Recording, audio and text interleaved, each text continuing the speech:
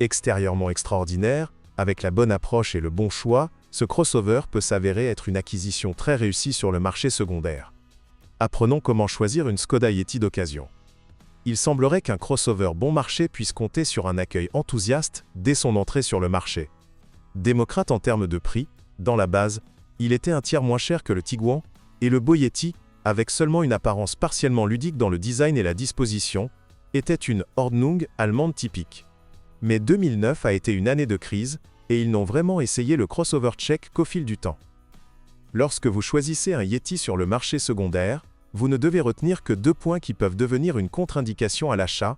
Il s'agit du moteur turbo-essence 1.2 TSI et du robot DSG7, dont les ennuis sont déjà sur tous lèvres, donc nous n'avons plus besoin d'en parler. Sinon, le Yeti bien usé est presque inoffensif si vous connaissez les futurs emplacements de les éventuels problèmes.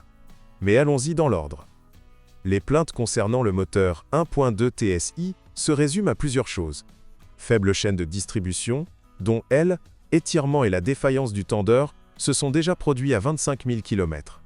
Viennent ensuite les aléas concernant la qualité du carburant et les problèmes de turbocompresseur sur des trajets allant jusqu'à 50 000 km. De plus, jusqu'en 2012, date à laquelle ils ont commencé à installer un chauffage électrique, de nombreuses plaintes ont été reçues concernant la lenteur du réchauffement du moteur.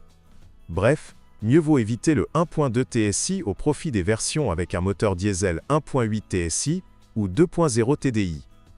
Cependant, le diesel Yeti est déjà une rareté. Au départ, c'est la modification la plus chère. Le moteur 1.8 TSI peut être considéré comme un compromis. Parmi ses points faibles, on mentionne le saut de la chaîne de distribution, encore une fois dû à un tendeur faible à un kilométrage de 70 à 100 000 km. Le problème est typique des unités de la modification BZB assemblée avant la MI 2010.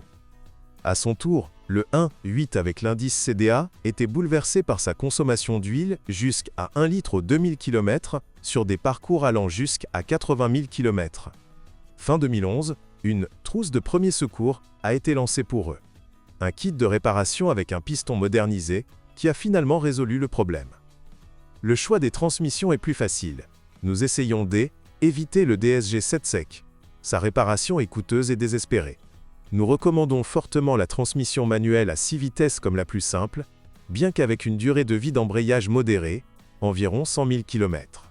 Il ne faut pas dédaigner le DSG6 mouillé de la série DQ250, qui ne peut être obtenu que sur le Yeti à transmission intégrale. Avec des vidanges d'huile régulières, une fois tous les 50 000 km, il est assez fiable et durera jusqu'à 120 000 km sans réparation. Et bien comme on dit, il faut regarder sur place pour voir comment telle ou telle voiture en particulier a été préservée. De manière inattendue, la carrosserie s'est révélée problématique, même de petits éclats dans la peinture se sont transformés en poches de corrosion en une saison. Les propriétaires et les fournisseurs de garantie ont eu beaucoup de problèmes à leur époque, de sorte que même une voiture qui n'a pas été impliquée dans un accident peut avoir repeint des pièces avant qu'elle ait 4 à 5 ans. La garniture décorative a également reçu des critiques négatives. Le chrome extérieur s'estompe et gonfle rapidement, se décollant. Étonnamment, on peut en dire autant de la décoration intérieure chromée. Son remplacement ne coûtera cependant pas cher. En général, les composants du Yeti sont plus que modérément chers, surtout pas ceux d'origine. Les propriétaires sont souvent insatisfaits de la solidité du pare-brise et se plaignent de grillons au niveau des joints de porte. Un problème bien connu et facile à résoudre concerne les bruits parasites provenant du dessous, là où les tuyaux de carburant teintent. Parmi les entrées du « livre des réclamations », vous trouverez rarement mention de la suspension et de la direction. À moins que les silent blocs grinçants agaçants des leviers avant puissent être considérés comme des consommables. L'usure des plaquettes de frein est standard. En d'autres termes, vous pouvez prendre en toute sécurité le Yeti bon marché si vous vous souvenez de 2 contre-indications. La mécanique est fiable et dure plus de 100 000 km sans intervention. Il est recommandé de changer l'huile du DSG6 après 60 000 km. Le système de transmission intégrale est contrôlé par un embrayage Haldex 4. L'essentiel est de changer l'huile tous les 60 000 km. Sinon, la pompe électrique pourrait tomber en panne. Dans un moteur diesel, le papillon des gaz et le volet du collecteur d'admission se bloquent en position ouverte en raison de l'usure de l'engrenage en plastique de son système d'entraînement sur des parcours de plus de 200 000 km. Un nouveau corps de papillon coûtera environ 150 $ pour un original et 50 à 60 $ pour un corps non original, et un collecteur d'admission coûtera jusqu'à 500 $. Il y a ici deux malheurs. Le jeu des cils en bloc des leviers avant, accompagné d'un grincement désagréable, et le cognement des jambes de force stabilisatrices, qui peut être gênant même à très faible kilométrage. Les racks ne sont pas bon marché. Plus un peu d'argent pour les travaux, et, bien sûr, un alignement des roues. Les roulements de roues avant peuvent devenir bruyants après 30 000 km.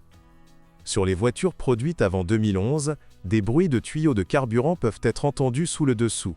Le problème peut être résolu. C'est désagréable quand des pièces chromées externes se décollent au bout de 2 ou 3 ans. La qualité de la carrosserie et de la peinture laisse beaucoup à désirer. Sur les premières voitures, la peinture des ailes, du capot et du toit s'est déformée et a formé des cloques au bout d'1 an d'utilisation. Il n'y avait pas d'endroit particulièrement vulnérable dans l'habitacle, à l'exception des garnitures chromées qui perdent rapidement leur aspect soigné. Changer de bibelot n'est pas un problème, mais le risque de rechute est élevé. En hiver, on se plaint de la 5e porte. De la glace se forme au niveau de ses charnières, ce qui empêche l'ouverture normale de la porte.